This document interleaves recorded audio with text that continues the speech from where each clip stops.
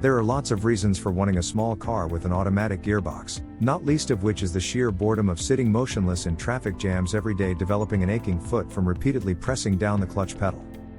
Even drivers who enjoy changing up and down a gearbox manually have to admit there are times when an automatic car would be a blessing, and for lots of commuters those times make up most of their experience behind the wheel. Other people want a compact automatic hatchback or supermini because they're just not interested in the driving bit at all. For them, a car is simply transported from A to B, and the more straightforwardly it can deliver on that promise the better. Renault CLIO Hybrid. The Renault CLIO is our favorite supermini, and it's available as a petrol-electric hybrid, badged E-Tech. An automatic transmission comes as part of this technology, and it isn't just any gearbox, because it features engineering inspired by Formula One technology, thanks to Renault's involvement in the sport. With an efficient 1.6-liter petrol engine, electric motor, and small battery pack, the CLIO E-Tech Hybrid 140 has 138 bhp, yet can return up to 64.2 miles per gallon with CO2 emissions of 99 to 100 grams/km. This makes it a good pick for company car drivers, as well as people who just need an automatic. You can tell the CLIO is a polished product from the moment you pull away, with steering, handling, and damping that's up there with the best superminis, making it good fun to drive. Before the E-Tech came along, the CLIO was available with either a 1.0-liter Terrace petrol with a CVT automatic gearbox, or a 1.3-liter with a dual-clutch (EDC) transmission, but these aren't currently available. Fiat 500 Electric. Having been on sale for the best part of 15 years, the Fiat 500 was due a refresh. Fiat has gone further than just refreshing the paint palette, though, as it has launched a brand new third-generation 500 that's looking forwards rather than back. It's only available as an electric car, although the aging petrol 500 will still be sold alongside it for a couple more years, and promises an impressive 199-mile range if you pick the bigger battery. Cheaper trims make do with a 115-mile range, but that's plenty for a car designed for city streets, and the electric Fiat 500 is best value at the lower end of the lineup.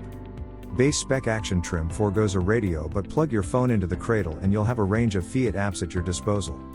Higher icon trims get a 10.25-inch screen. Designed from the start to be an electric car, the new Fiat 500 offers a similar amount of space as the petrol one. While it's still a little cramped inside, its compact size means parking is a breeze, and even the cheapest version gets rear parking sensors. Ford Fiesta DCT Auto. The Fiesta is among the UK's best-selling cars, and Ford's 7-speed DCT Auto transmission is available to those who are allergic to the clutch pedal. At the moment, you can only get an auto box with the 1.0 EcoBoost 123 bhp turbo petrol 3-cylinder, although there is a wide range of trim choices available. Ford is in the middle of rolling out mild hybrid tech across the Fiesta range. You pay a bit more of a premium for the Power Shift Auto than you do on some rivals, but it's a cutting-edge twin-clutch gearbox that shifts as quickly as you could with a manual, if not faster. But like rivals, fuel economy does take a bit of a hit.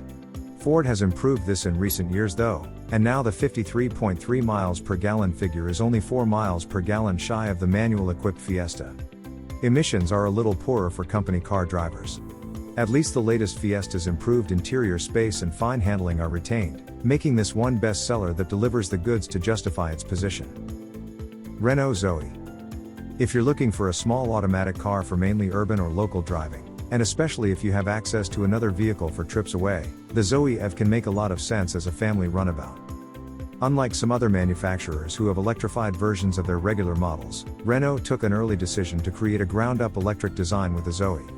It's by no means as radical or funky to look at as BMW's i3, which takes a similar approach, but it's a lot cheaper, and in spite of being around for a few years, the Zoe has benefited from regular tech updates along the way.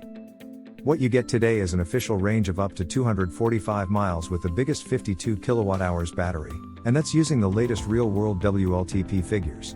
That's easily enough to cope with most people's day-to-day mileage, even if you can't be bothered to plug the car in every night. A full charge takes 9 hours from a home wall charger, but if you pay extra for the 50 kWh charging feature, you can use rapid chargers for an 80% top-up in just over an hour. With 108 bhp from the R110 version or 134 bhp from the R135, the Zoe is pretty nippy around town, although as with many electric competitors it gets a bit out of breath at motorway speeds.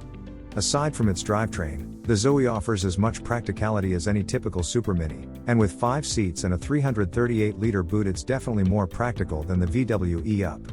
However, a poor Euro NCAP score is likely to put off buyers looking to travel further afield. Toyota Yaris Hybrid.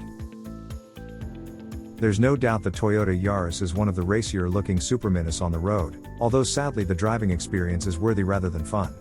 That shouldn't bother you if you're looking for a small automatic though, when the Yaris Hybrid's eco-credentials should certainly appeal. As the smallest hybrid on sale today, you won't be surprised to hear the Yaris is economical, and the claimed 68 miles per gallon is definitely impressive.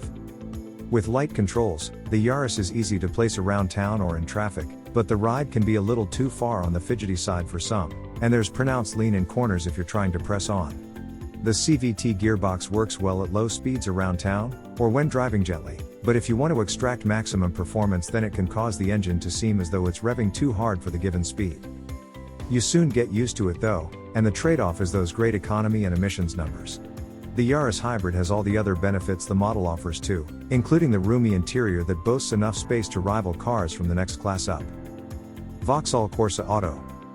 The Corsa has always been popular, cheap to run and practical, but it has never really chock full of flair. French group PSA's recent acquisition of the VAUXHALL brand has set about changing all that, and the latest Corsa model rides on a shared platform with the Peugeot 208, with all the benefits that brings. The driving experience takes a bound forward, and while it's still not quite as fun or engaging as the Ford Fiesta behind the wheel, it's not far off. It's comfortable too, chasing the class leaders for ride and refinement, and it even looks more stylish, albeit not as eye-catching as its Peugeot sister model. While the VAUXHALL is offered in both petrol and electric guise just like the Peugeot, VAUXHALL has opted not to offer the smallest 1.0 petrol engine of its French counterpart, and you can only get auto transmission with the 99 bhp version of the 1.2-liter 3-cylinder engine.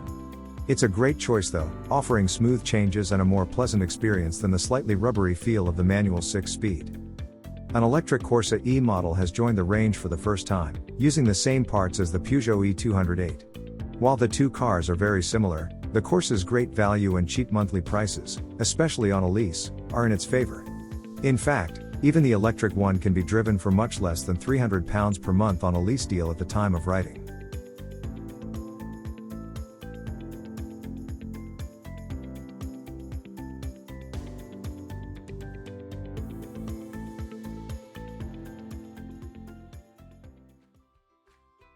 If you enjoyed this video, kindly press the like button. Also don't forget to subscribe with notifications on, so that you don't miss out on videos like this. Thank you for watching.